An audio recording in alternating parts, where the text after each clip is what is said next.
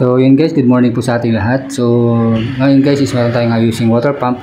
Ang sabi po ng may-ari is hindi po siya makahigop ng tubig.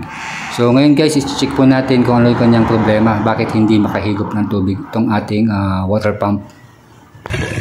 So yun guys, bali subukan natin siyang i-priming. Testing natin kung sakaling ano yung naging problema niya, bakit hindi siya makahigop ng tubig. So ngayon guys, is lalagyan ko lang ng tubig ng kanyang priming, tapos papaandarin natin itong ating water pump para makita natin kung ano yung naging problema niya, bakit hindi siya makahigop ng tubig. Pandaran boss. Sige, nalagyan natin ng pugso yung ganun.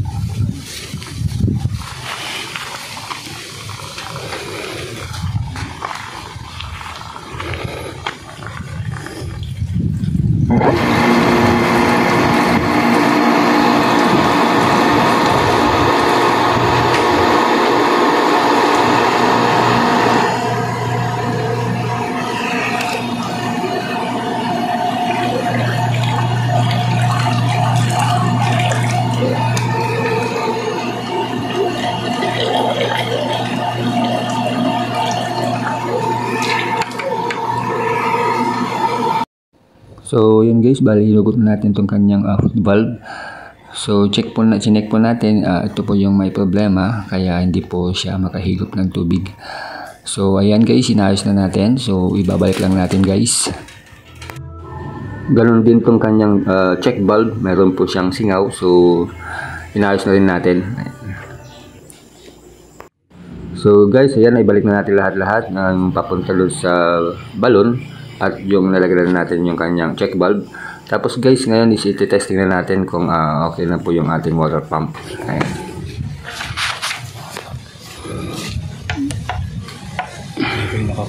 Okay.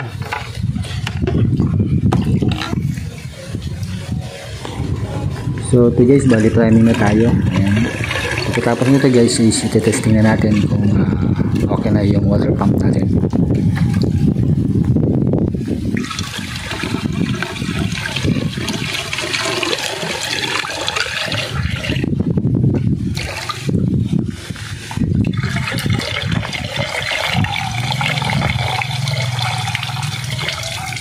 Pandaran boss. Kamuhay ka ba dahil? Sige, nalagyan natin ng pugso yung ganun.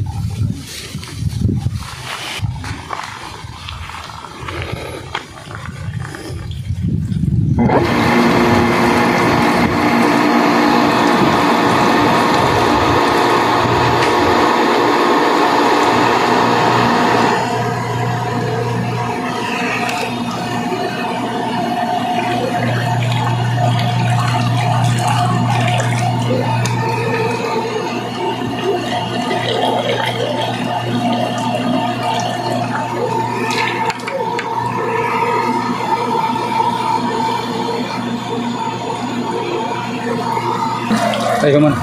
Tayo mon. Tayo mon. Ayan guys, meron na.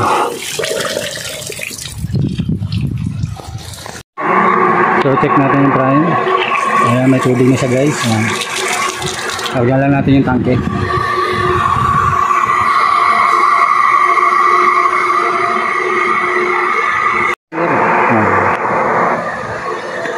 So guys, kaganoon siya, nasa 2015. Ayan.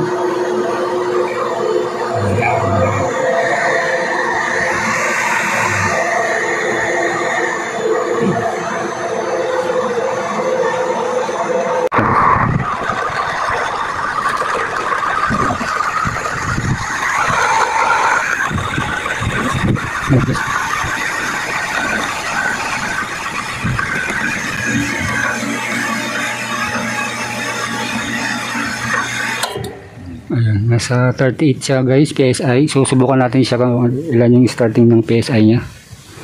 So binuksan natin itong kanyang valve guys. Tapos ngayon check natin kung anong PSI yung starting niya.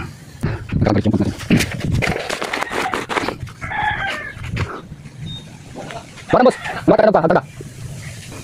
Parang mata na.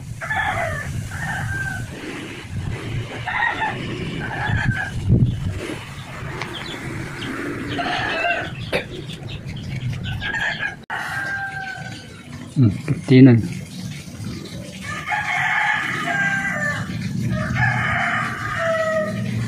Ayun, 15. Yes, kumalit tayo. So check natin guys yung priming kung may tubig na lumalabas. Meron. Ayan, sabihin guys, malakas.